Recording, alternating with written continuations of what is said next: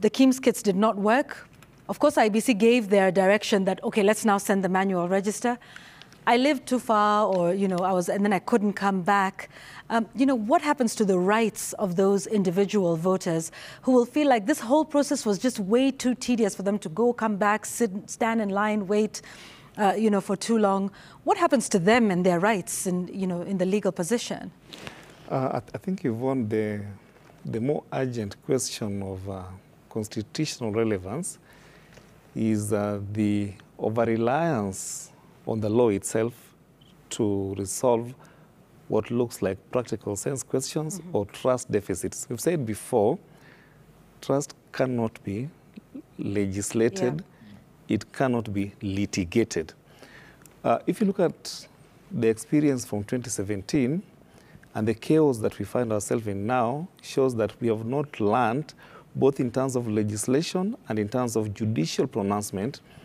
The IEBC Post-Election Evaluation Report 2017, which documented the experience in the last election, they decried underfunding, late legislation, and over-litigation in areas that impact on their mandate too little, too late.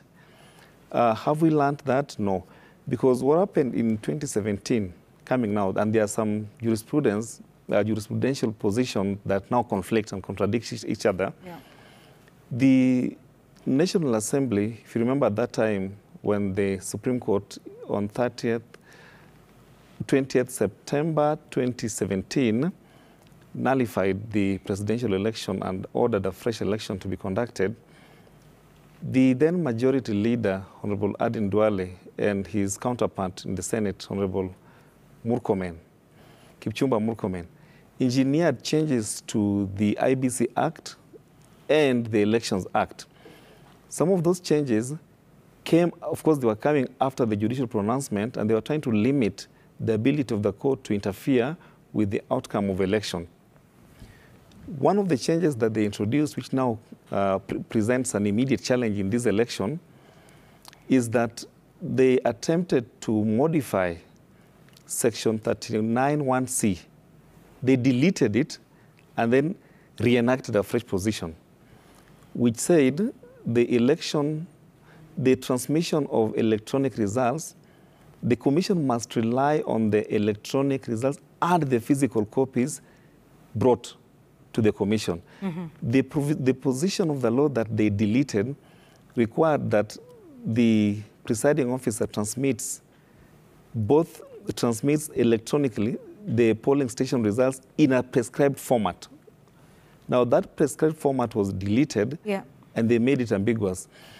In petition number 548 of 2017, Katiba Institute versus the Attorney General and others, the Honorable Justice Chacha Mwita said that provision, as amended, was unconstitutional. So actually, the implication of that in law is that IEBC is no longer relying on Section 39(1)(c) to transmit the kind of results we see now.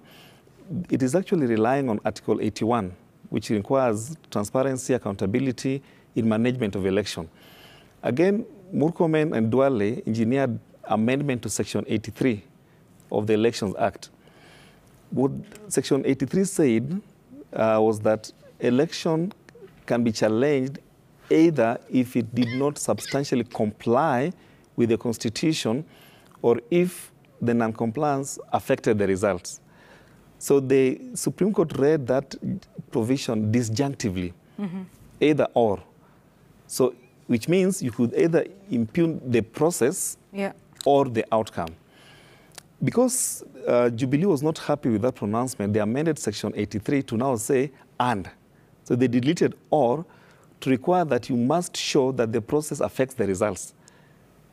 And Justice Chacha Mwita in that judgment, Katiba judgment, said that kind of amendment offends the Constitution that elevates accountability and through the entire process. Okay. Now, where we are right now, if somebody wanted to question the outcome of this election, because that Section 83 having been declared unconstitutional, you go to a place where you have a provision that was at the center of determination of the presidential election petition, which read it disjunctively. Of course, the Supreme Court said IEBC did not comply with the law every step of the way. Yes. Now that provision of Section 83, that was amended, the new provision has been declared unconstitutional. So in law, we no longer have Section 83. So if you're framing a constitutional petition or an election petition, will you frame it around Section 83 that is non-existent, or how will you approach it? You see, that jurisprudential chaos means now courts have to be innovative and probably rely again on the foundational framework, which is Article 81 and 86 and 88 of the Constitution, to be able to reintroduce carefully the provision of Section 83. What I'm saying in short is this. Yes. We have not actually learned that late litigation in election law can actually implicate adversely IEBC's ability to manage the election in a manner that complies with the Constitution. We have also not learned that over-legislation can actually impede IEBC's mandate and make elections expensive. You want election with security features, more budget. Yes. But on the other side, you're saying that why is Kenyan election the most expensive? Yes.